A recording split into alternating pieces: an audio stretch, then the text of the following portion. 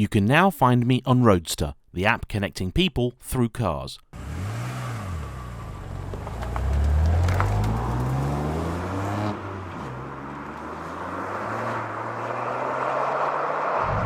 Hello everybody, today I am driving the BMW M2 CS, winner of Evo's 2020 Car of the Year, the best M car in over a decade according to Johnny Lieberman, and a car that Chris Harris thought was so good he did something very few journalists actually ever do. He bought one, so it must be good, right?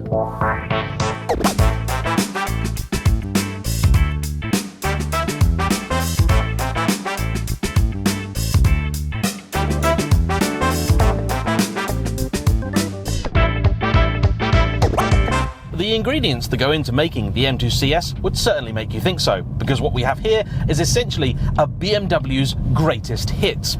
Up front, you've got the twin turbocharged S55 3-litre straight six as seen in the M3 and 4 competition.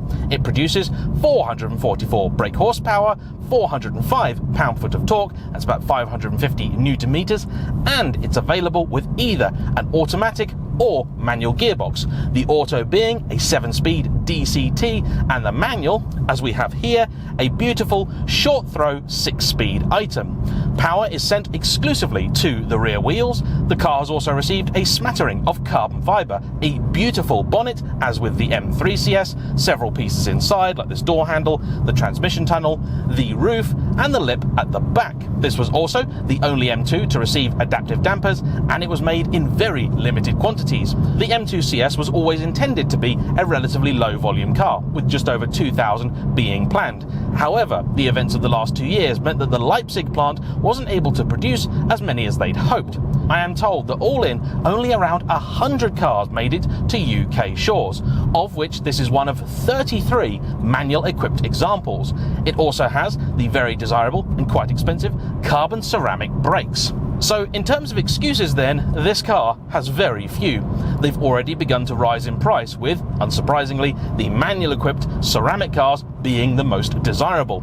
This one is finished in Misano blue, the colour I think actually suits it quite well, with some really rather nice gold wheels. I want to say a big thank you to this car's owner David for bringing it out. He is a bit of a BMW fan because he also has a 1M, a car I've still yet to get my hands on. The M2 for me has never really been a car that has an awful amount of presence, but the CS I think does the best job of them all. We can talk about some more of the boring stuff in a bit, but I'm sure you're as keen as I am to find out whether this really is that good.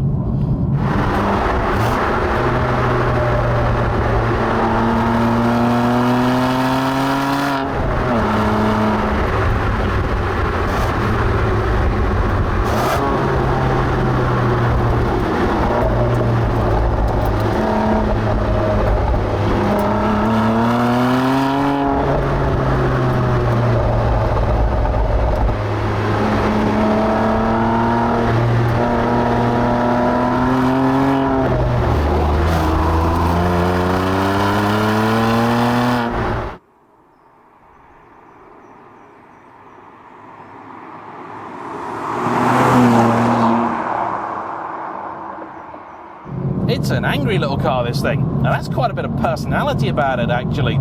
The steering is rather odd. There's not an awful lot of feedback or texture coming through the wheel, but it does have this very weird sensation of not wanting to veer away from the dead ahead. It feels like you're constantly in a very heavily cambered road, but you're actually not. The pace is certainly healthy. When the original M2 came on the scene, there was one major criticism many had. They felt it didn't really get an engine deserving of the M badge. Those early cars were powered by an N55 lump, still tuned specifically for the M2, but it wasn't a full-fat BMW S powertrain.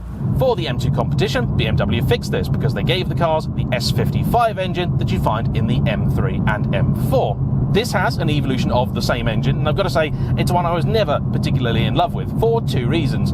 First off, it never makes a nice noise. This one doesn't really make much noise at all. From outside, you can just about hear it, but it's not particularly pleasant. However, because of the way BMW run these things, essentially as 2-3 cylinders, it sounds pretty nasty if you try and put any kind of fruity pipes on. I also disliked it because, particularly in early cars, it was a rather spiky so-and-so. This is something BMW did themselves acknowledge, because with each successive generation of the M3, the power increased, but they also smoothed out the delivery, making them a much friendlier car to drive. Speaking of which, I've currently got this car in its M1 setting, which is what David recommended for getting to know it. There is also an M2 button. Those, if you don't know, are shortcuts essentially for your settings of the suspension, the steering, and the engine. Interestingly, he doesn't have his suspension set to comfort, despite living up in Scotland where the roads are quite lumpy and bumpy. He's got it in Sport for both M1 and M2, with the other settings in Sport Plus. I'm going to change things up a little bit. I'm going to put the steering into its Sport setting, and I'm going to put the suspension into Comfort, because I think that may improve things. Let's see if it does.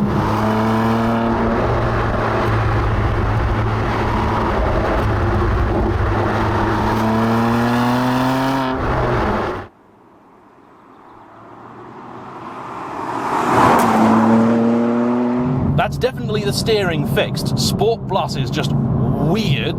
Sport, absolutely fine, and Comfort is then lighter again. The suspension also feels that much better, that much more compliant. The difference between Comfort and Sport doesn't seem to be that dramatic with the suspension. Let's put it in full fat Sport Plus mode. You can certainly feel the edges in the road a little bit more. Chuck it into Comfort, and it's just smooth things off a little bit. For me, I would always leave this car in Comfort mode. Sports Plus for the engine does the job well enough. I'd probably prefer one of the gentler settings. Let's try Sport. You don't have a normal mode, you've only got Efficient, Sport, and Sport Plus. The car is riding on Michelin Pilot Super Sports, which did surprise me because I thought Michelin were phasing those out. I fully expected this would have simply come on Pilot Sport 4S or perhaps even Cup 2. Oh, this pulls hard, and it actually seems to want to go for that red line. Not something you always find in these cars. The car does auto blip for you. I'm personally not a fan of that. I'd rather turn that off and just enjoy heel and toe for myself. The brakes are a little grabby, but very progressive. Oh, crikey. And when you ask for them, they will give you everything. These are some serious anchors.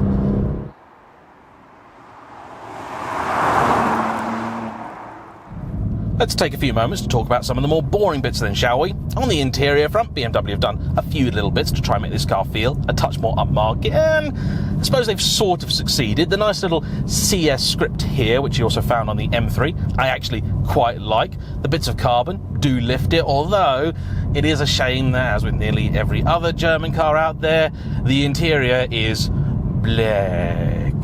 I mean, just everything in here, it's a little bit relentless. You've only got these tiny little bits of M tricolore stitching and the seatbelts to lift things, a little bit of red stitch down here, and that's about it. I don't like that the armrest appears to have disappeared. That seems like a needless piece of weight saving. And the car does really feel quite small. One of the criticisms I always had of the old M2, particularly the Comp, was that once they put the M3 engine in it, despite being a much smaller car, it actually weighed the same. This is usefully lighter than an M3 or 4, by some 50 kilos at least. These ceramics apparently can save some 22 kilos, meaning that this car actually weighs shockingly close to BMW's quoted curb weight. A website I know actually weighed one of these, equipped more or less like this, and it tipped the scales at only 6 kilo more than BMW said it would. 1,556 of them, in case you wanted to know. Visibility out is pretty decent, although the one thing I've really forgotten is quite how small the 2 Series feels inside. This car also suffers another common 2 Series quirk in that the seats are really twisted inwards. This apparently was a very cheap way to get around some crash safety issues. Whether that's true or not, I don't really know, but that's the story I was told. Happily, these seats, which I think are also exclusive to the CS, certainly in 2 Series terms, are really quite nice. They support you very well, they're also very comfortable, and actually, they're as good as I think you could ever hope for. Let's now see how the car handles this same section I started off having fun, but with comfort suspension and sport steering, rather than Sport and Sport Plus.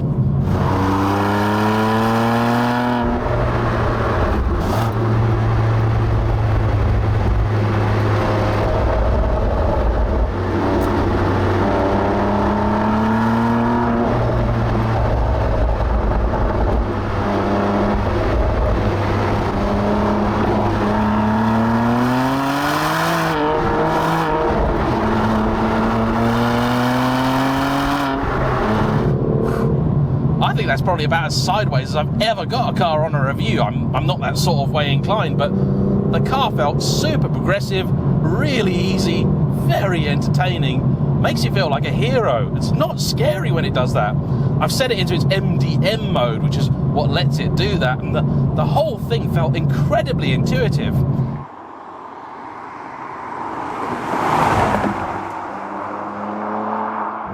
This is quite something, you know, this car.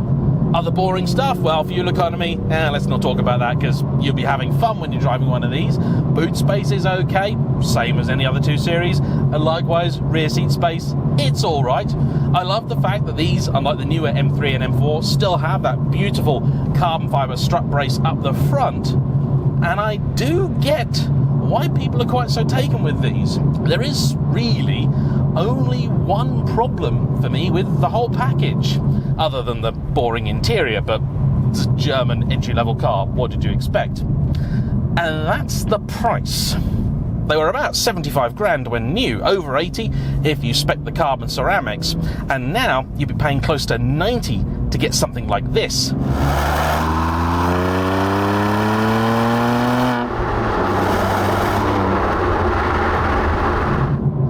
Is it worth it? That's the tricky question, isn't it? That's the really, really tricky question. I don't think I would pay that kind of money for a car like this. If you want something that's more daily usable, the new M3 can be had for pretty much that and is a fine thing. In fact, I prefer it to the old car. For that kind of outlay, I'd wind up going and buying an F-Type or something like that. But that's not the same as saying it's not worth it. The true measure of how much a car actually costs you is only the difference really between what you buy it for and what you sell it for, minus naturally what you've spent in between. These are still more or less brand new, so in terms of things going wrong, you needn't worry because they've all got warranties. That is one reason David has not chosen to modify this car, because if he did so, he's likely going to lose the warranty, and that's something he doesn't want to do. Oh, it's a lot of fun, this thing.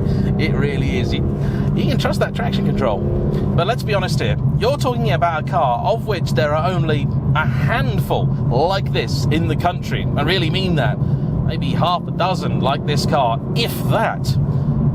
And people liked it. Mr. Harris, I think understandably, loves his. We're unlikely to see anything quite like this ever again. I'm sure the next one will wind up being even faster and even more competent, but that's not really what the M2 has ever been about. This is always supposed to be the fun one. Yet for me, no 2 Series I've really ever driven has kind of made me go, yeah, that's it. I get what people talk about. With the F80 generation M3, as it happened, it wasn't until the CS where I think I really got it. And the M2 apparently is no different, because this is the one that if you made me buy a 2 Series, I would definitely have. I also need to remember that unfortunately 80-odd thousand pounds simply does not go anywhere near as far as it used to. And with the car market as it currently is, I'm not going to call this a bargain, but is it a safe place to put your money? Probably. In fact, I'd say if you went and bought a brand new 320d, you're certain to lose a lot more in that than you would in this. And so for that reason, very glad to say, the M2 CS gets a big thumbs up from me.